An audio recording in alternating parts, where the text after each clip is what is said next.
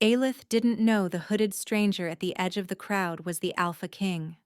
She didn't know he'd been searching for 3 years, chasing whispers and dead ends, looking for someone exactly like her.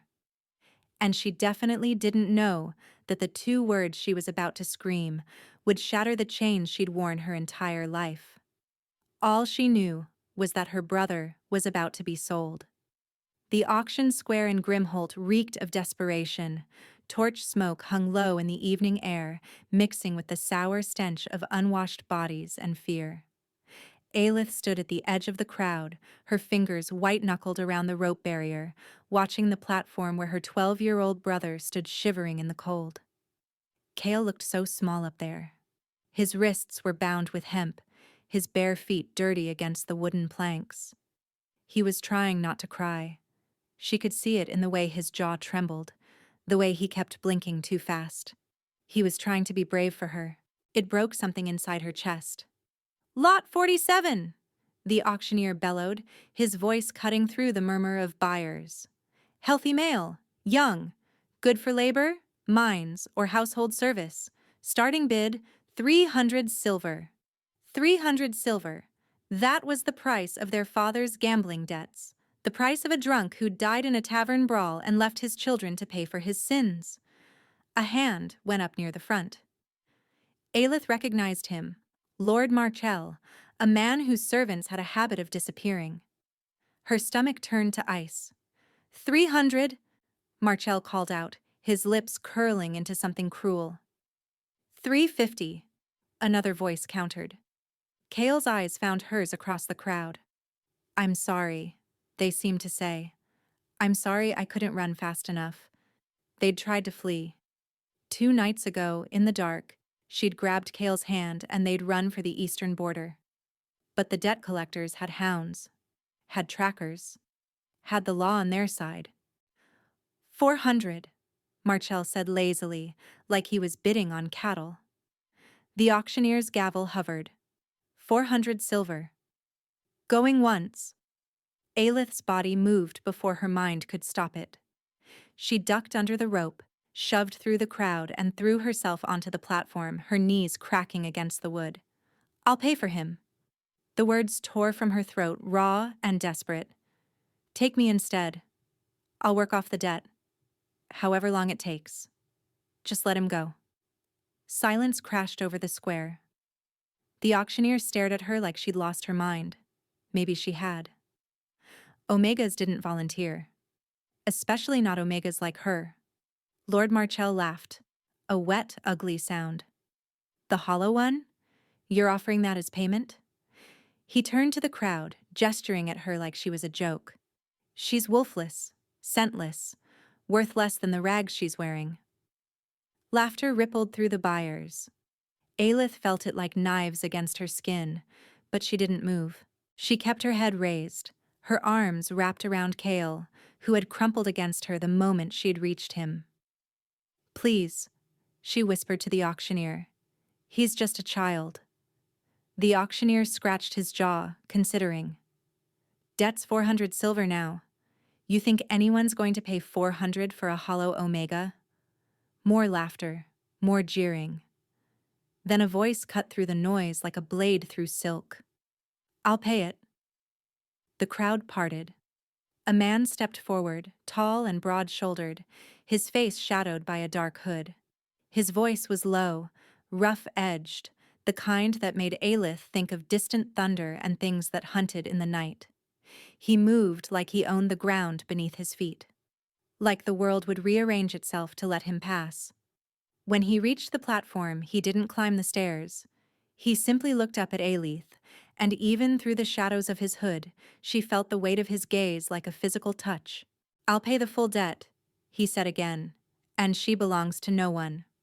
The square erupted. "Who do you think you are?" Lord Marchell sputtered, his face flushing crimson. "I made a bid. The law says nothing about outbidding." The stranger reached into his coat and withdrew a leather pouch.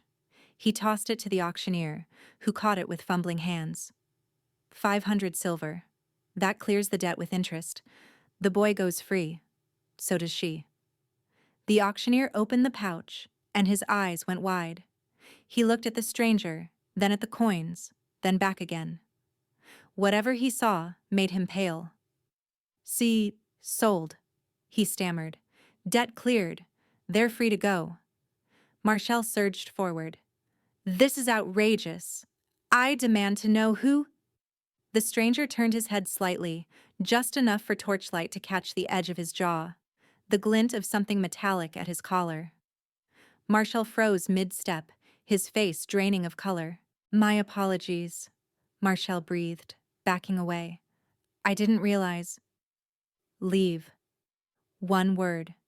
Marshall fled like the hounds of hell were at his heels. Aelith's pulse kicked hard against her ribs. She pulled Cale closer, shielding him with her body, watching the stranger with wary eyes. People didn't give away 500 silver for nothing. There was always a price. "Who are you?" she demanded, her voice steadier than she felt. The stranger climbed the platform steps slowly, each footfall deliberate. When he stood before her, he reached up and pushed back his hood. Aelith's lungs seized. He was younger than she'd expected. Mid-20s, perhaps, with a face carved from shadow and firelight, sharp cheekbones, a jaw that could cut glass, and eyes the color of molten amber. Dark hair fell across his forehead, and a thin scar traced from his temple to his cheek, pale against bronze skin. He was beautiful, the way a storm was beautiful. The way a drawn blade was beautiful. Dangerous. "My name doesn't matter," he said quietly. "What matters is yours." He paused, and something flickered in those wolf-bright eyes. Aelith Vorn, firstborn daughter of Marek and Ilyana Vorn, sister to Cale, 23 years old. His voice dropped lower. Also known as the Hollow One, the Empty, the girl without a wolf. Her blood turned to ice. No one used her real name anymore, not in 5 years. To the people of Grimhalt, she was just the Hollow Omega, the cursed girl, the one the goddess forgot to finish. "How do you know that?"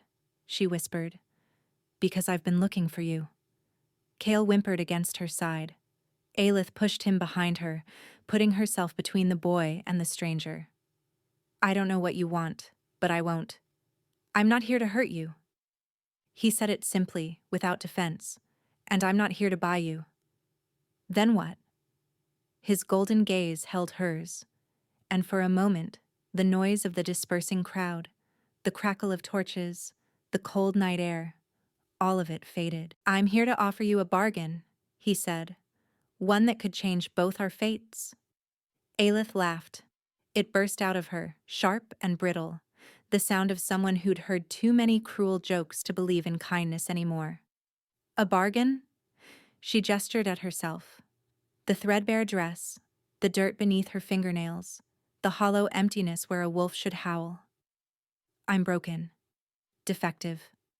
I can't even shift. Whatever you think you're getting, you're wrong." The stranger didn't flinch, didn't look away. "You're not broken, Aelith. You're rare." The words hit her like a slap. She'd been called many things in her life.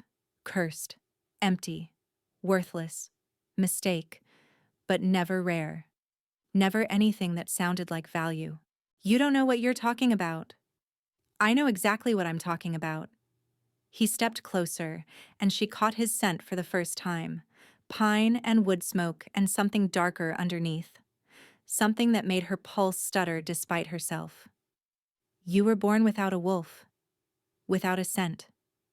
The healers said you were hollow, that the goddess made you incomplete." Her chest constricted. Everyone knows that story. But they don't know why. Aelith stilled. The stranger's voice dropped, meant only for her ears now. "You're not empty, Aelith.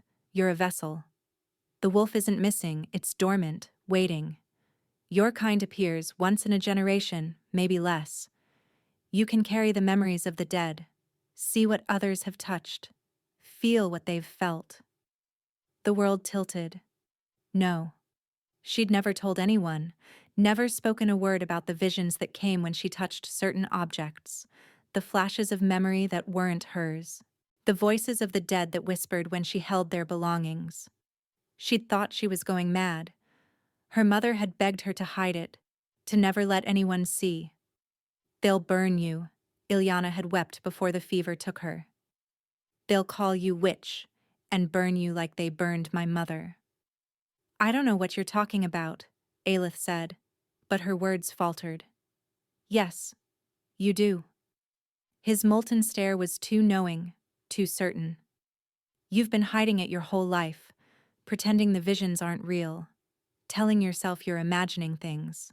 Stop. Your mother had the gift too. So did your grandmother. It runs in your bloodline, skips generations, manifests only in those born without the wolf." I said stop. Kale tugged at her hand, frightened. Aelith was shaking now, her carefully constructed walls crumbling around her. "How?" she breathed. "How do you know any of this?" The stranger reached into his coat and withdrew something small. A ring, simple silver, worn with age, engraved with symbols she didn't recognize. "Because your grandmother left this behind when she served my grandfather," he said quietly. "And because 3 years ago, someone took my sister. Vanished without a trace. Every tracker, every hound, every seer I've consulted has failed to find her." He pressed the ring into Aelith's palm. The moment metal touched skin, her vision exploded. A girl screaming, iron chains, a stone room with no windows, a man's voice. "The king will never find her here." Aelith gasped, dropping the ring, stumbling backward. The stranger caught her elbow, steadying her, his grip firm but gentle.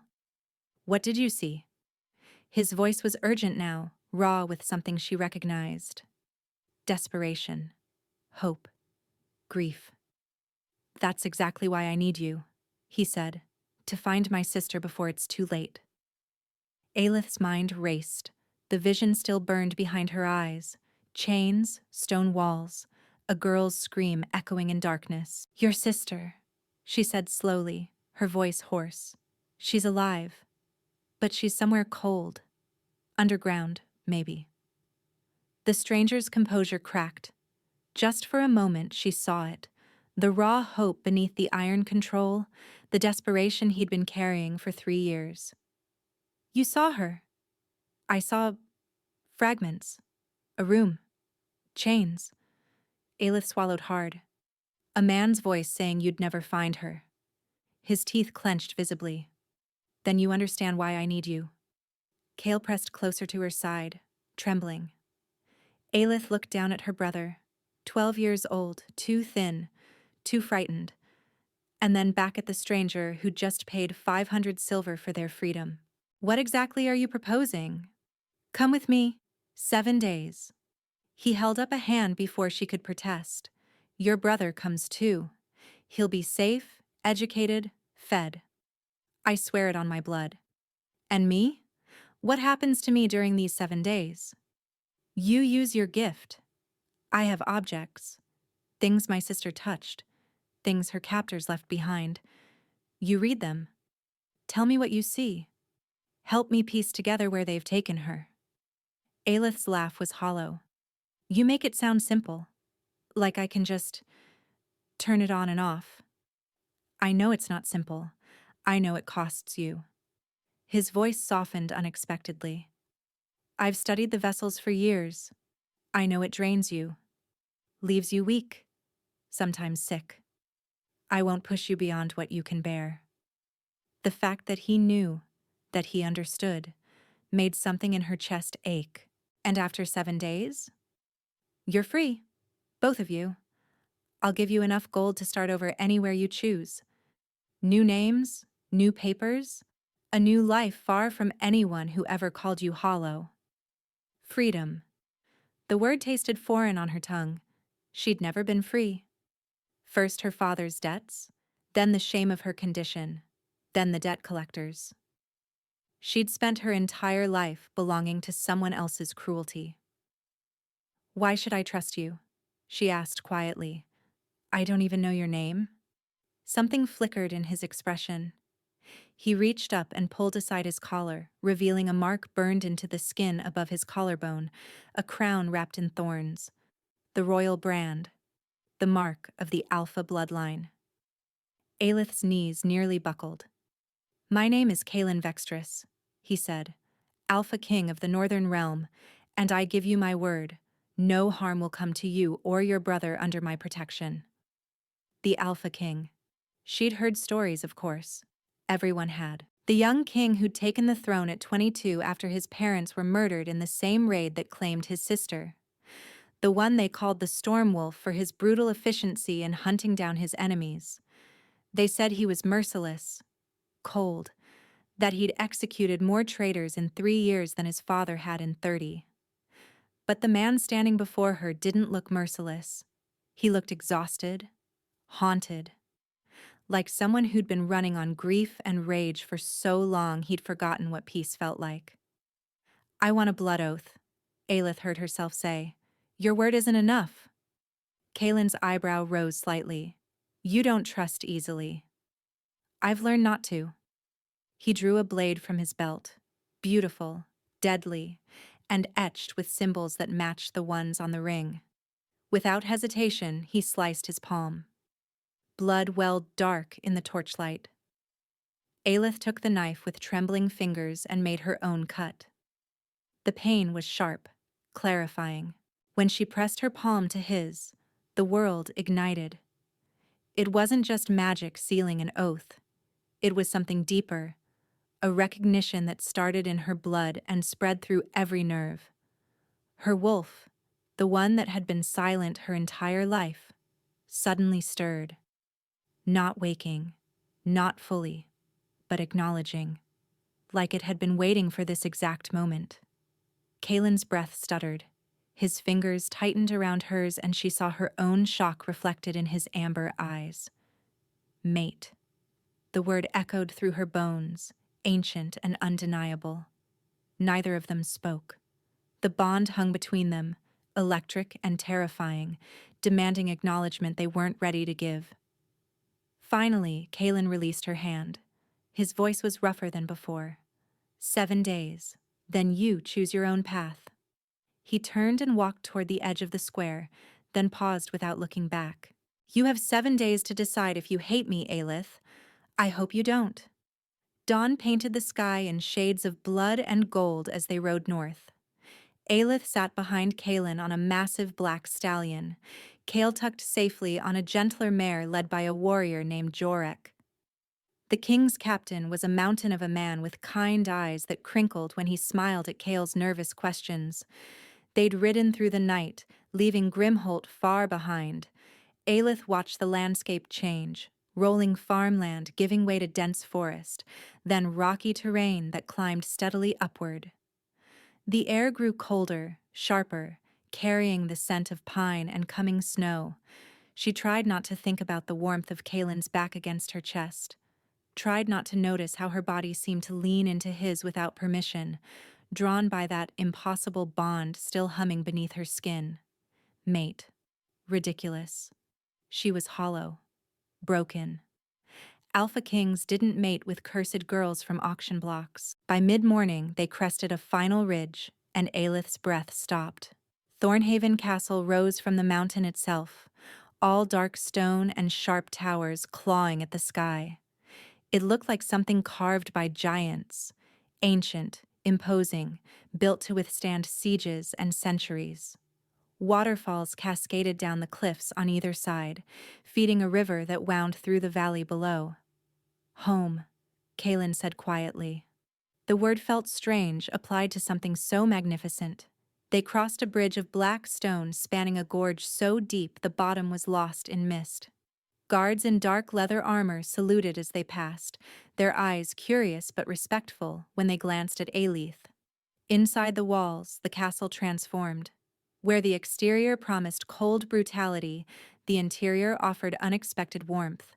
Tapestries covered stone walls, depicting not battles but forests, hunts, gatherings under moonlight. Fires crackled in every hearth.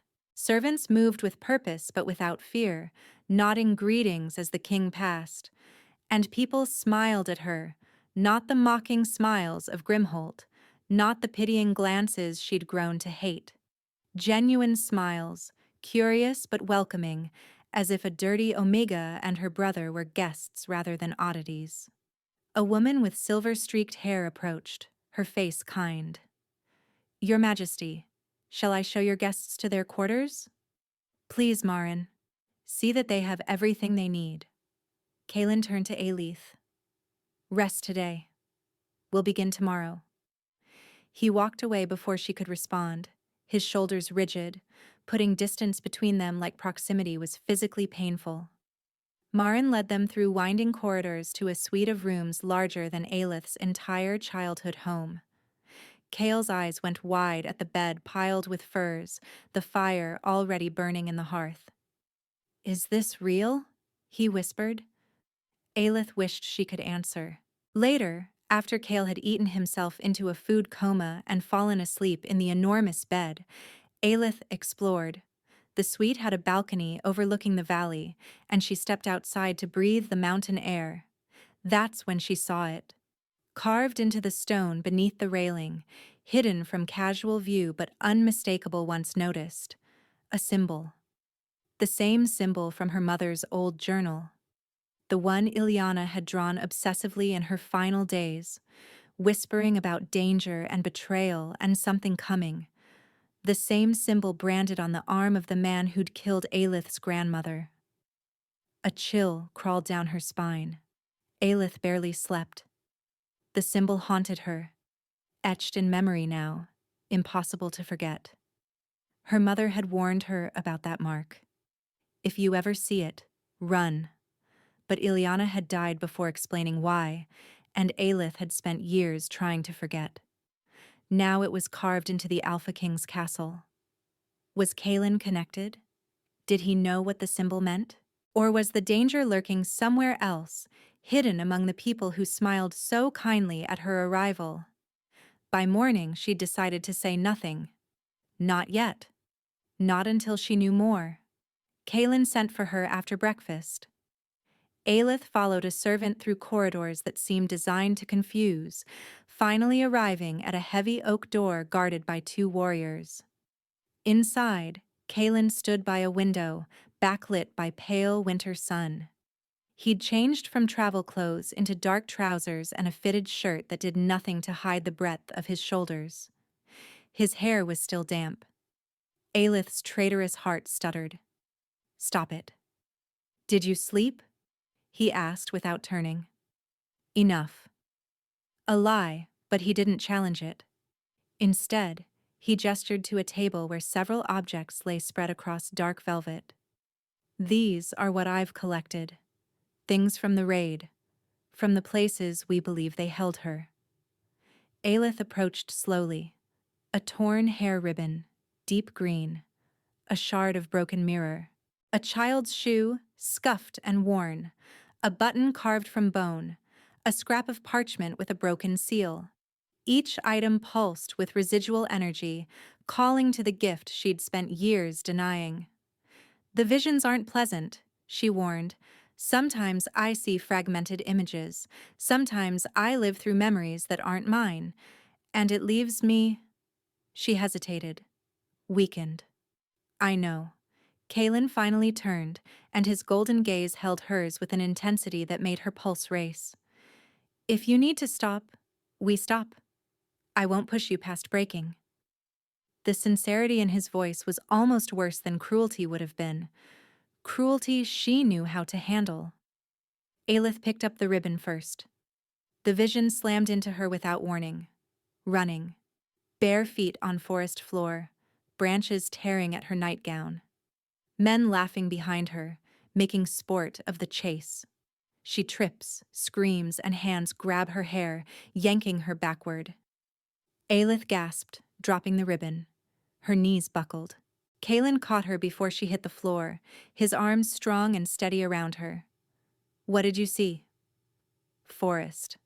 Night." Her voice shook. She was running. They were hunting her for sport. A muscle flexed in his jaw, but he said nothing, just helped her to a chair, pressed a cup of water into her hands, and waited. When her breathing steadied, she reached for the mirror shard. Cold. So cold. Stone walls weeping moisture. She traces a finger through the grime, drawing shapes to pass the time. A door opens. Lord Varric wants her moved. A woman's voice, cultured but cruel. The king's getting too close. Lord Varric. Aelith surfaced from the vision, her tongue thick. She was moved on his orders. The king was getting too close, so they relocated her. Kaelin went very still. You're certain of that name? I heard it clearly. Lord Varric. Something dark passed across his face. Varric is my uncle, my father's younger brother. He's been my closest advisor since I took the throne. The words hung in the air like poison. Aelith reached for the bone button next, needing to know more. A study lined with books, maps spread across a desk. Lord Varric, she recognized him from the servants' whispers, silver-haired, dignified, speaking to a man in a traveling cloak. The girl is insurance. As long as we have her, Kaelin stays distracted. The man frowns. And when he stops searching? Varric's smile is cold. Then we produce her ourselves, play the hero, marry her to my son, bind our bloodline to the throne permanently. Before we continue, please take 2 seconds to like this video. Aelith dropped the button like it burned. Her stomach heaved. Aelith. Kaelin was beside her instantly, his hand cupping her elbow. Talk to me. Your uncle. The words scraped her throat. He orchestrated everything, the raid, your sister's capture. He's been hiding her for 3 years, waiting for the right moment to... She couldn't finish. Kaelin's expression shuddered into something terrible. A cold, calculating fury that reminded her why they called him the Storm Wolf. To what? To produce her himself. Claim he rescued her. Marry her to his son and control the throne through bloodright. The silence that followed was absolute. Aelith watched Kaelin process the betrayal. His uncle, his father's brother, the man who'd held him at his parents' funeral and sworn to guide him. The man who'd sat at his council table for 3 years, offering advice, shaping policy, playing the loyal advisor while his sister rotted in captivity. Where? Kaelin's voice was barely human. Where is she now? Aelith reached for the parchment, her hands trembling. One more vision. She could do one more. A manor house surrounded by snow-covered gardens, mountain peaks in the distance. A girl, older now, thin but alive, staring out a barred window. A servant brings food.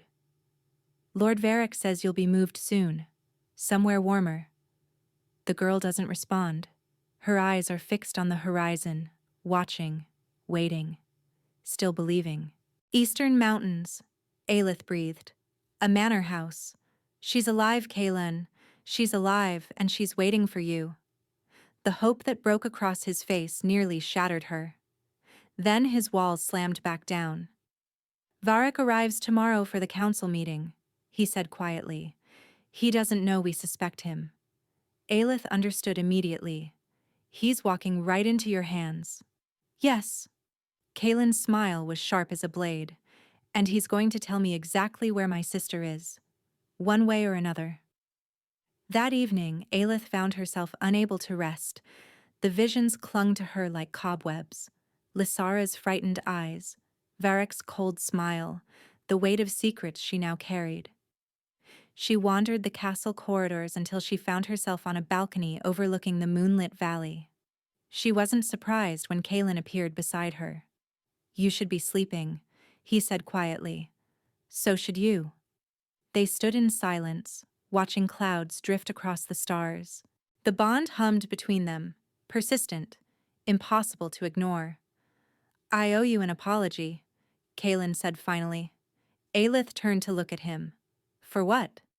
For dragging you into this. For asking you to carry my pain. He gripped the stone railing, knuckles white. I've spent 3 years obsessing over finding Lysara. I told myself the ends justified any means. But watching you today, seeing what the visions cost you. He trailed off, his jaw tight. You didn't drag me, Aelith said. I chose this. Did you? His laugh was bitter. I bought you at an auction, Aelith. Paid off your debt so you'd feel obligated. That's not choice. That's coercion with better manners. The honesty startled her. She'd expected justifications, not confession. You also freed my brother, she said slowly. Gave us rooms instead of cells. Asked instead of ordered. She paused. You could have forced me to use my gift. Could have threatened Kale to ensure my cooperation. You didn't. I would never. I know. The words surprised her, but they were true. I know you wouldn't. Kaelin turned to face her fully, and the moonlight caught the exhaustion in his features, the grief he carried like armor. My parents died protecting Lysara, he said quietly. The raiders came for her specifically. My father fought them at the nursery door. My mother threw herself over Lysara's bed. His words caught in his throat. They found my parents' bodies, but Lysara was gone, vanished, and I've spent every day since wondering if I could have saved them, if I'd been faster, stronger. You were 22, old enough to fight, old enough to die with them. His eyes met hers, and she saw the boy beneath the king, broken, guilty, and still bleeding from wounds that refused to heal. Instead, I survived. And I've been trying to earn that survival ever since. Aelith's chest ached. She knew that weight. The suffocating guilt of living when others didn't. My mother died when I was 15, she heard herself say. Fever took her, but she held on for weeks. Kept whispering warnings about the gift, about enemies who'd come for me if I ever revealed what I could do. Her voice thickened. I watched her die slowly, and I couldn't do anything. Couldn't save her. Could only hold her hand and promise to stay hidden. You've been hiding ever since. It was easier than being hunted. Kaelin stepped closer, close enough that she could feel the warmth radiating from him, smell pine and wood smoke, and something uniquely his. You're not hiding anymore, he said softly. You stood on that auction block and offered your life for your brothers. You faced visions that could have broken you. You're the bravest person I've ever met, Aelith. I'm terrified, she whispered. Of what? Of this. She gestured between them. Of you. Of what happens when the 7 days end and I have to choose. His hand rose slowly, giving her time to pull away. When she didn't, his fingers brushed her cheek, feather-light. I meant what I said. You choose your own path. The bond doesn't chain you to me. What if I don't want to leave? The words escaped before she could stop them. Kaelin's breath hitched. His thumb traced her cheekbone, and she watched something like wonder bloom across his face. Then I would spend every day proving you made the right choice, he said roughly. Not because you're a vessel, not because of what you can do, but because you're you. Because you're fierce and kind, and you make me remember what hope feels like. Aelith rose on her toes and kissed him. He went rigid with surprise. Then his arms wrapped around her, pulling her close, and he kissed her back like she was air and he'd been drowning for years. It was desperate and tender all at once. His hands trembled against her back, her fingers tangled in his hair. The bond sang between them, bright and undeniable. When they finally broke apart, both breathing hard, Kaelin pressed his forehead to hers. Ask me again, Aelith whispered. After we find Lysara, after Varric is dealt with, ask me to stay and I'll give you my answer. I can live with that. His voice was rough. I can live with hope. He walked her back to her chambers, their fingers intertwined. At her door, he kissed her once more. Slow, deep, full of promise. Then he left, and Aelith leaned against the closed door, touching her lips, wondering when she'd stopped running and started wanting to stay. Everything shattered the next morning. Aelith woke to screaming.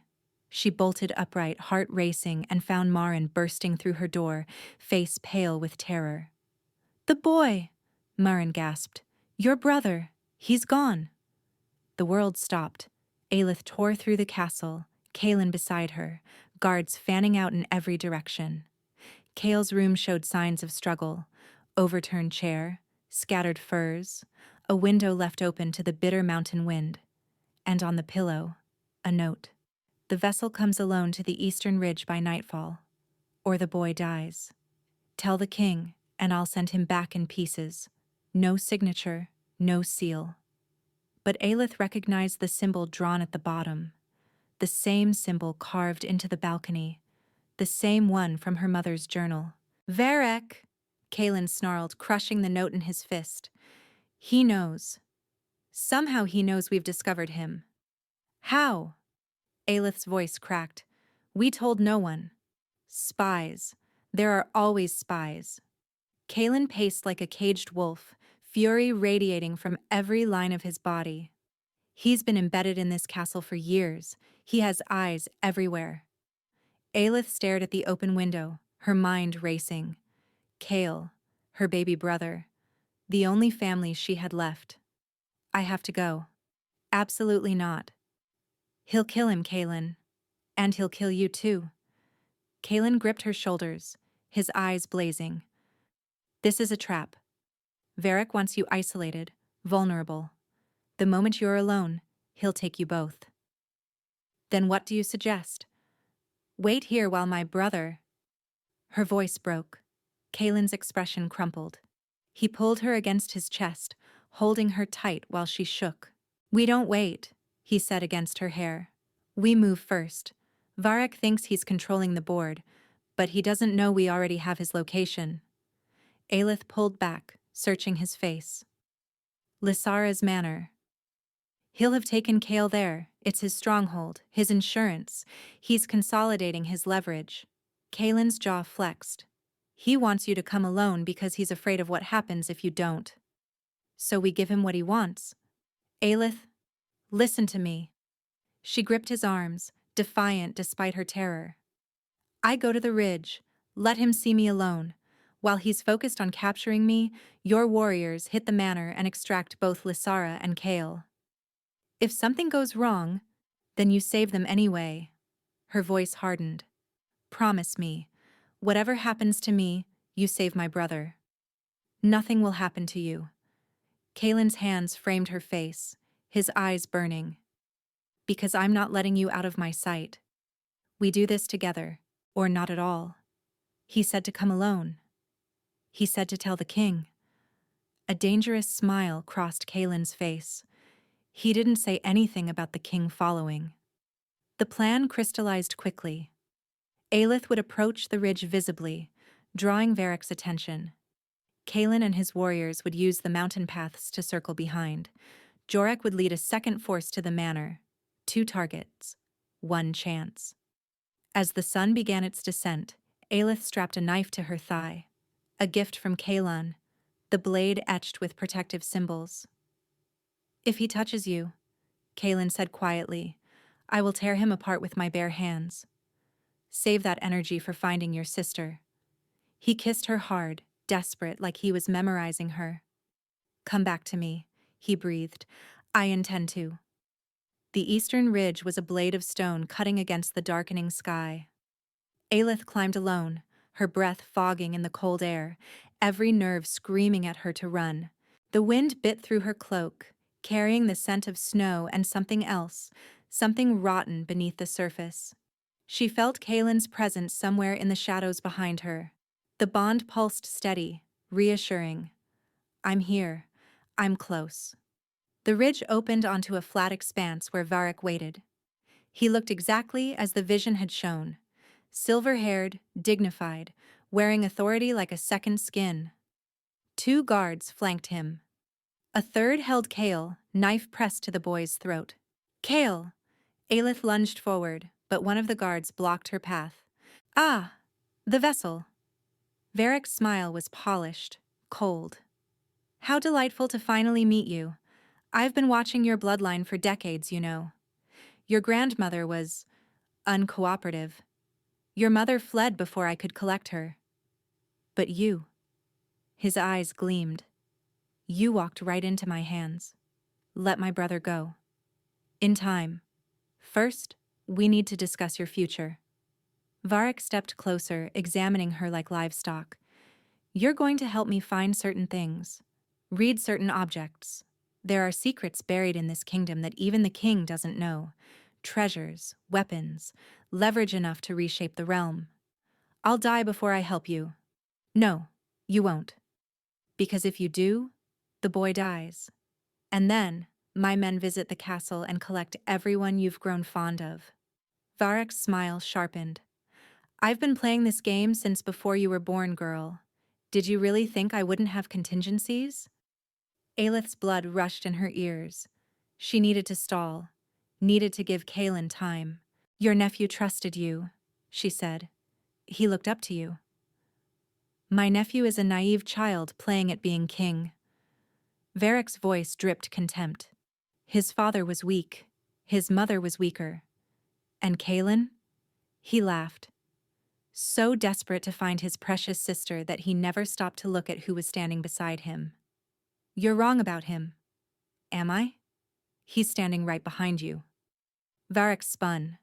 Too late. Kaelin emerged from the shadows like a storm made flesh, warriors materializing from every direction. Steel sang in the darkness. Varric's guards fell before they could raise their weapons.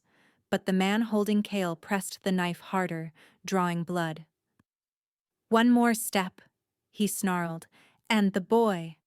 An arrow whistled through the air and took him through the eye. Jorek stepped from the tree line, bow still raised and face grim. Kael collapsed into Aelith's arms, sobbing. Varric stood alone now, surrounded by wolves. It's over, Uncle. Kaelin's voice carried no emotion, no mercy. Tell me where Lysara is, and your death will be quick. Varric laughed, a brittle, desperate sound. You think this ends with me? I have allies, contingencies. Even now, my men are moving your sister somewhere. You'll never. No, they're not. A new voice rang across the ridge. Everyone turned. A young woman stood at the edge of the clearing, flanked by Jorek's warriors. She was thin, pale, wrapped in a borrowed cloak far too large for her frame. But her eyes, amber, like Kaelin's, burned with fierce triumph. Lysara. Kaelin's voice broke. Hello, brother? Her smile was sharp as a blade. Sorry I'm late. Had to deal with some guards first. Aelith watched understanding dawn across Varric's face. Then horror. That's impossible, he breathed. You were secured, chained.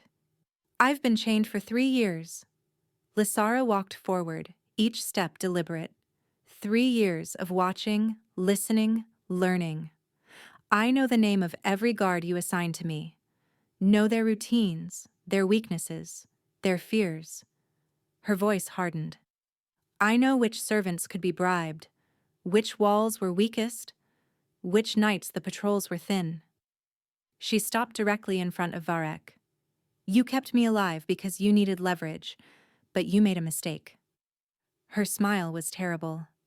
You underestimated how much I am my brother's sister. You couldn't have escaped alone. I didn't. Lysara glanced at Jorek. Your men reached the manor an hour ago. My guards were already unconscious. Turns out 3 years is enough time to make friends with the right servants. She'd been preparing, waiting, not helplessly enduring, but building toward her own liberation. Aelith felt tears burning her eyes. You were never broken, she whispered. Lysara looked at her, really looked, and something passed between them. Recognition. Understanding. Neither were you, Vessel. Kaelin moved then, crossing the space between them in 3 strides, pulling his sister into his arms. He held her like she might disappear, his shoulders shaking with silent sobs.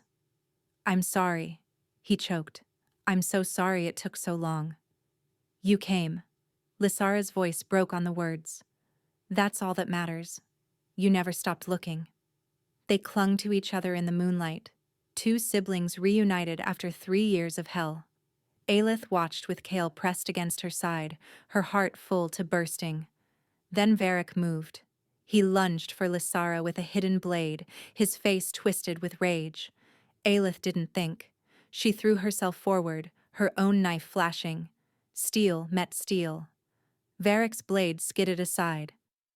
Aelith drove her knife into his shoulder, dropping him to his knees. Kaelin was there instantly, boot on Varric's chest, sword at his throat. You dare. The words were barely human. You dare touch what's mine.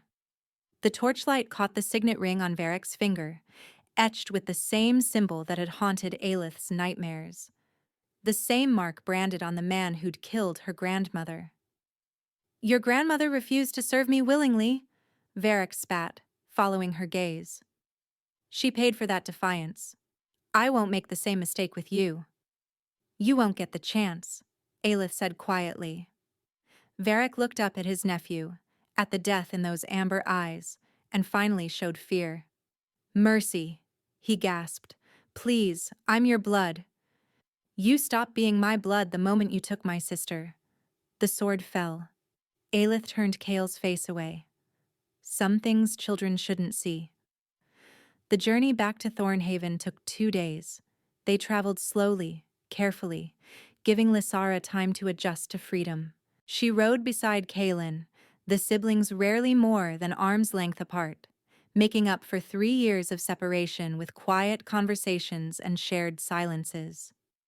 Kale rode with Jorek, peppering the captain with questions about swords and horses and warriors. The shadow of captivity was already fading from his face, replaced by the boundless curiosity of childhood. And Aelith rode at the back, watching her strange new family knit themselves together, wondering where she fit in the tapestry. On the second night, camped beside a frozen stream, Kaelin found her sitting apart from the others. You're thinking too loud, he said, settling beside her. I can practically hear it. The 7 days are over. He went still. I know. The debt is paid. Lysara is safe. You don't need me anymore. Is that what you think? Kaelin turned to face her, his expression raw. That I only wanted you for your gift? It's what makes sense. You're a king. I'm a hollow omega from an auction block. This, she gestured between them, isn't logical. Since when does love follow logic? The word hit her like lightning. Love? I love you, Aelith.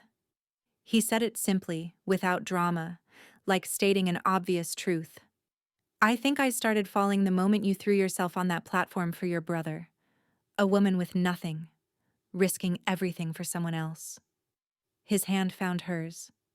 You're extraordinary. You've always been extraordinary. The world just couldn't see it. Her vision blurred with tears. I don't know how to be a queen. Neither do I. I barely know how to be a king. His smile was crooked, vulnerable.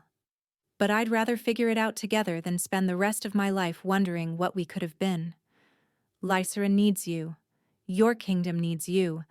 I'd just be my partner, my equal, the person I want beside me through everything. He squeezed her hand. Lysara already adores you. She told me you're the first person who looked at her like a survivor instead of a victim. Aelith thought about running. It was what she knew, what she was good at. But she was so tired of running. I'm still afraid, she admitted. So am I. Kaelin lifted her hand and pressed his lips to her knuckles. We'll be afraid together.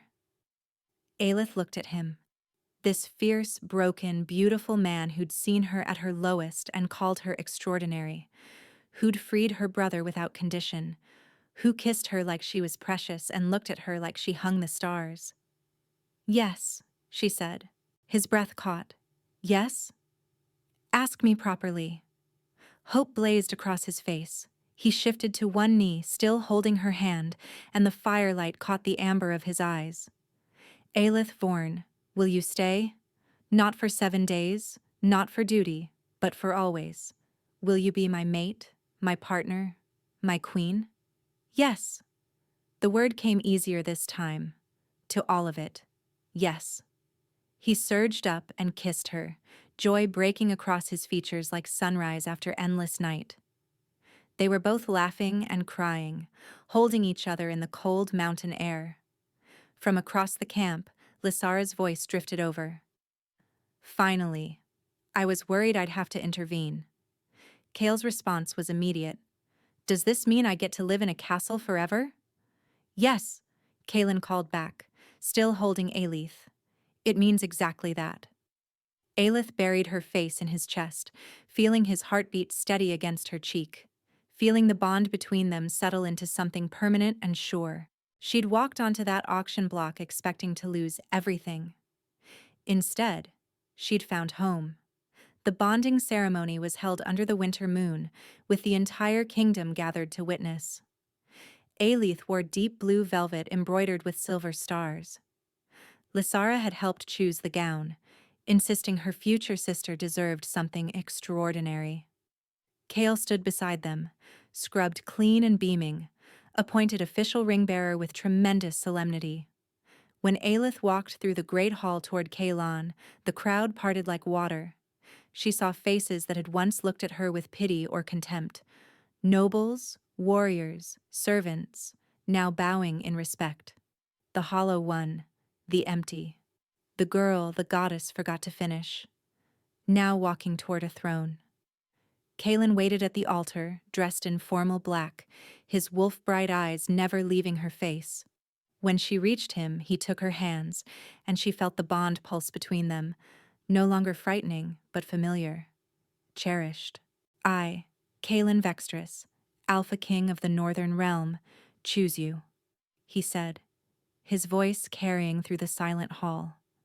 Not for duty, not for power, but because you saw me when I was broken and didn't look away. Because you fought for your brother when you had nothing left. Because you taught me that strength isn't about what you can take, it's about what you're willing to give. Aelith's heart swelled with emotion. I, Aelith Vorn, choose you, she answered. Not for safety, not for escape, but because you saw me when I was hollow and called me rare, because you freed me without condition, because you showed me that home isn't a place, it's a person. The ceremonial knife passed between them, 2 shallow cuts, 2 palms pressed together, blood and magic sealing what words had promised. The bond snapped fully into place, not a chain, never a chain, a bridge. The hall erupted in cheers. Later, much later, they escaped to their chambers. The celebrations continued below, but they'd earned this. A few hours of quiet, of just being together. Kaelin traced lazy patterns on her shoulder as they lay tangled in furs, moonlight silvering the room. Tell me something, he murmured. Something I don't know. Aelith smiled against his chest. I almost ran. That first night in the castle, when I saw the symbol on the balcony, I almost grabbed Kale and disappeared. What stopped you? You. She lifted her head to meet his eyes. I watched you with your warriors, with your servants. The way they followed you not from fear, but from love. I thought, maybe power doesn't have to mean cruelty.